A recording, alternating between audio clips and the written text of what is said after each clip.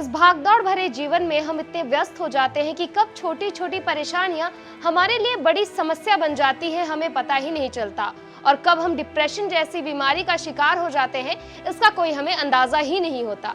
उत्तर प्रदेश के वाराणसी से ऐसा ही एक चौंकाने वाला मामला सामने आया है। उत्तर प्रदेश के वाराणसी में 20 साल की युवती ने बाल झड़ने की वजह से सुसाइड कर लिया है। जी हाँ, सुसाइड करने की वजह मात्र इतनी थी कि युवती के बाल लगातार झड़ रहे थे। 20 वर्षीय युवती मॉल में फ्लोर मैनेजर थी, उसके पास जॉब थी, उसके पास फैमिली थी, सब कुछ था उसके पास, लेकिन महज उसके पास थी एक समस्या कि पिछले कई दिनों से लगातार उसके बाल झड़ रहे थे।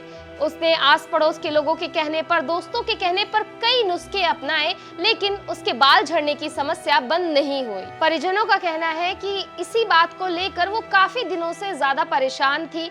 वो फोन, मोबाइल, टेलीविजन, इंटरनेट हर जगह उसने बाल झड़ने की समस्या को रोकने के लिए कई नुस्खे देखे, कई नुस्खे अपनाए और कई तरह के डॉक्टर्स के पास भी गई, लेकिन उसकी ये समस्या का हल उसे नहीं मिला। युवती के परिजनों का कहना है कि उसके बाल झड़ने की वजह से उसके सर के आगे के हिस्से के बाल पूरी तरह से गायब हो चुके थे। इस बात को लेकर उसके ऑफिस के कलीग्स उसका मजाक बनाया करते थे, जिसके कारण वो धीरे धीरे डिप्रेशन में जाने लगी। वो अपने बाल झड़ने की समस्या से कुछ इस कदर ह्यूमिलेट हो चुकी थी कि जब वो सड़कों पर निकलती थी या घर से बाहर निकलती थी तो अपने सर को कपड़े से ढककर निकलती थी। सुसाइड करने के कुछ दिन पहले ही उसने अपने पिता से कहा था कि पापा, जब मैं सड़क पर चलती हूँ या कहीं जाती हूँ तो लोग मुझे अजीब तरह से देखते हैं। लोगों का अलग तरह से देखना युवती के मन में कुछ इस तरीके से घर कर गया कि उसने आत्महत्या करने का फैसला ले लिया। और एक दिन जब उसके घर में कोई नहीं था, सभी लोग ऑफिस गए हुए थे, तो उसने घर को अंदर से बंद कर फांसी लगा ली। और जब घर वाले वापस आए तो उनके पैरों तले जमीन खिसक गई। उनको पता चला कि उनकी 20 वर्षीय होनहार बेटी अब इस दुनिया में नहीं रही। ये मामला देखने में भले ही बेहद आम लगता हो और भले ही हम लाख कह ले कि कैसी पागल लड़की थी, महज इतनी सी समस्या पर उसने सुसाइड कर लिया,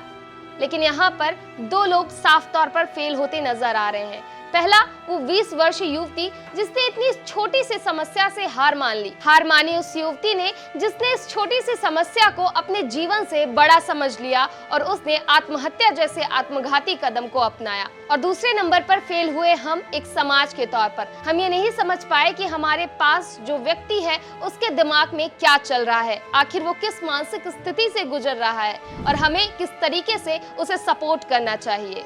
20 वर्षीय श्रेया भले ही अब इस दुनिया में ना रही हो, लेकिन वो एक बहुत बड़ा सबक हमारे लिए, आपके लिए और इस समाज के लिए छोड़ कर गई है।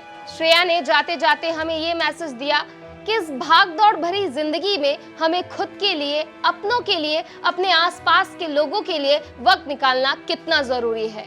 हमें खुद का भी ख्याल रखना है और साथ ही साथ ये भी देखना है कि हमारे आसपास के लोग किस तरह की मानसिक स्थिति से जूझ रहे हैं।